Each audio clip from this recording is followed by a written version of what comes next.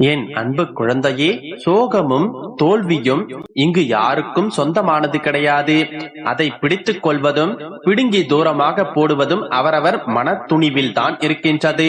நீ சோகமாக இருக்கிறாய் என்றால் உன்னுடைய மனதை சந்தோஷமாக வைத்துக் கொள்ள வேண்டும் என்று நினைத்தால் உடனே அதிலிருந்து நீ விடுபட வேண்டும் தானே.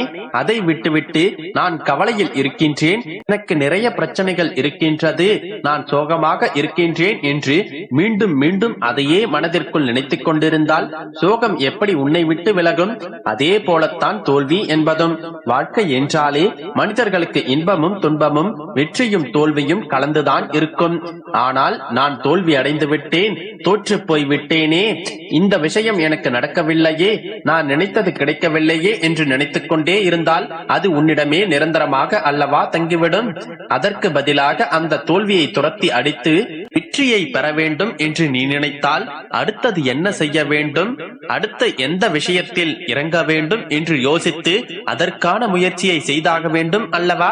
அதற்கான மனத்துணிவை உனக்குள் நீயேதான் உருவாக்கிக் கொள்ள வேண்டும். உன்னுடைய பெருமாள் உனக்கு துணையாக நான் இருக்கும் போதே சோகங்களும் தோல்வியும் கஷ்டமும் உன்னிடம் தங்க விட்டு விடுவேனா என்ன? நீ வழி தெரியாத பாதையில் மனம் முழுக்க வலியும் வேதனைகளையும் சுமந்து கொண்டு நடந்து கொண்டிருந்தாலும் கூட உனக்கே தெரியாமல் உன்னுடைய வாழ்க்கையில் பயணத் துணையாக நான் வந்து அத்தனையையும் சரி செய்து விடுவேன் என்றெல்லாமே. பிறகு எதற்காக நீ வருந்துகின்றாய்? இன்று இரவுக்குள்ளாகவே நான் சொல்வதை முழுவதுமாக கேட்டு உன்னுடைய மனதில் நல்ல தைரியத்தையும் துணிவையும் வரவழைத்துக் கொண்டு சமாதானமாகிவிட்டால் நாளை நிச்சயமாக நீ நினைத்தது அப்படியே நடக்கும். ஆனால் நீ அதற்கான புண்ணியம் செய்திருக்க வேண்டும் என்றெல்லாமே. யாருக்காவது நன்மை தரக்கூடிய நல்ல வார்த்தைகளை பேசியிருந்தாலும் சரி, அல்லது ஆபத்து காலத்தில் உதவி இருந்தாலும் சரி, நிச்சயம் என்னுடைய அன்பு குழந்தையான நீ புண்ணியம் செய்திருப்பாய். அதனால் தானே இப்பொழுது இந்த பதிவை கேட்க உன்னால் முடிகின்றது. உன்னுடைய வாழ்க்கையை அழகாக நான் மாற்றப் போகின்றேன். உனக்கு தேவைப்படும் பொருளாக இல்லாமல் உனக்கு தேவைப்படும் இதயமாக, அம்மாவாக, அப்பாவாக இருக்க நான் ஆசைப்படுகின்றேன். உன்னுடைய வாழ்க்கையை அழகாக மாற்ற வேண்டும் என்றால் நீ பல சிறிய விஷயங்களை மாற்ற வேண்டிய அவசியம் இருக்கின்றது. அதற்குள்ளாகவே அவசரப்பட்டு எதுவும் நல்லது நடக்கவில்லையே என்று மனதை அலட்டிக் கொண்டும் குழப்பிக்கொண்டும் இருக்காமல் கொஞ்சம் அமைதியாக இரு. முதலில் உன்னுடைய மனதிற்கு தெளிவு கிடைக்கட்டும். அதற்கு அடுத்து உனக்கான விஷயங்களை சிறப்பாக நான் செய்து கொடுப்பேன்.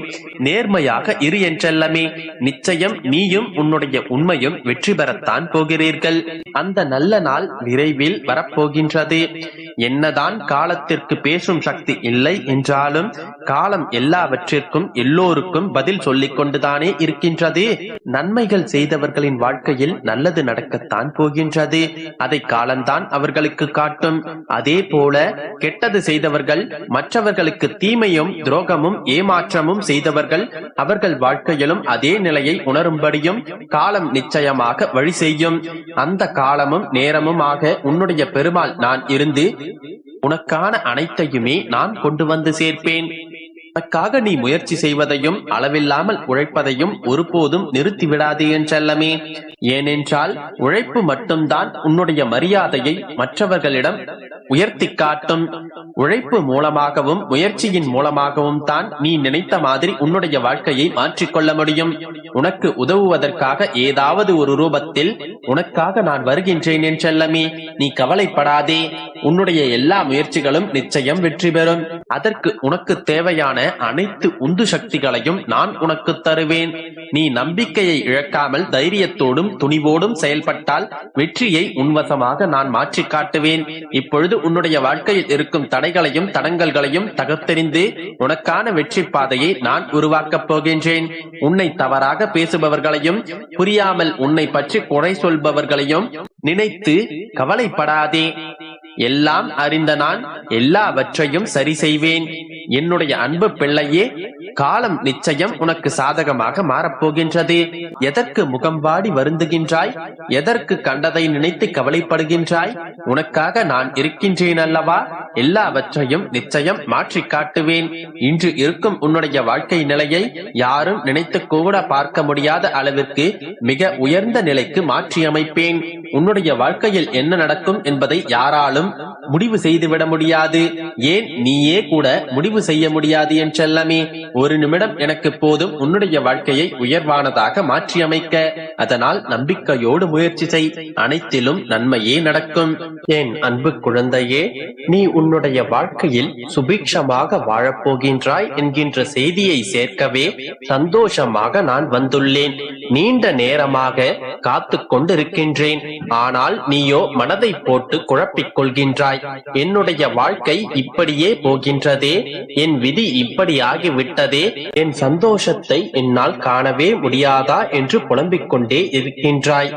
என் தங்கமே, வாழும் நாட்கள் எப்படி இருக்க வேண்டும் என்பதை நீ என்றைக்காவது யோசித்திருக்கிறாயா?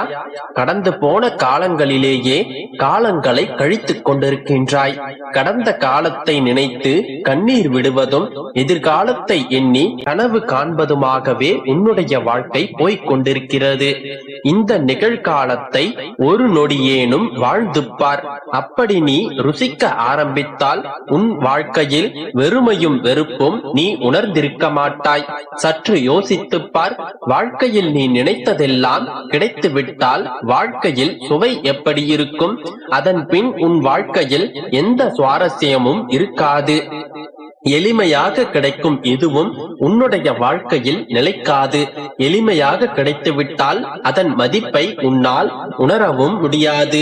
நீ நினைப்பதிலெல்லாம் நல்லதும் இருக்கும், கெட்டதும் இருக்கும். அது எல்லாமே நீ நினைத்த மாத்திரத்திலேயே அது உன்னுடைய கையில் கிடைத்துவிட்டால் நீ திருப்தியாகவும் சந்தோஷமாகவும் மகிழ்வாய்.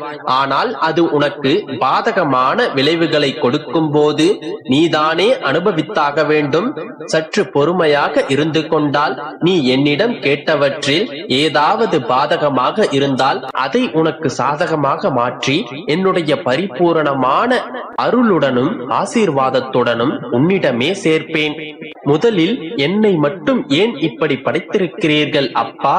என்னுடைய வாழ்க்கை மட்டும் ஏன் இப்படி ஆகிவிட்டது?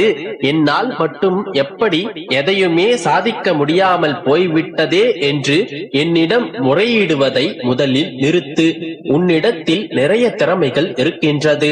ஆனால் அதை செயல்படுத்தத்தான் உனக்கு தெரியவில்லை. நான் உன்னை திறமைகள் நிறைந்த, நற்குணம் படைத்த, அன்பு நிறைந்த பிள்ளையாகவே இவ்வுலகில் நான் படைத்தேன். நீயும் சாதிக்க பிறந்த என் பிள்ளைதான்.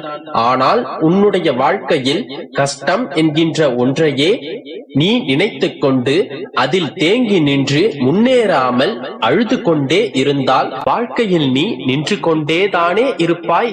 வாழ்க்கையில் நிமிடங்கள் போய்கொண்டேதானே இருக்கும். வாழ்க்கையில் முதலில் உனக்கு எது தேவை, எது தேவையில்லை என்று பட்டியலிடு. உனக்கு எது தேவை என்று நீ நினைக்கிறாயோ அதை முன்னே நிறுத்து. அதற்கான முக்கியத்துவத்தை கொடு. அதற்காக உழைத்து போராடு. உனக்கு தேவையில்லாதவற்றையும் வழிகளை கொடுப்பதையும் பற்றி நினைத்துக் கொண்டே இருந்தால் உன்னால் உன்னுடைய வாழ்க்கையில் முன்னேற முடியாது கண்மணி. என் அன்பு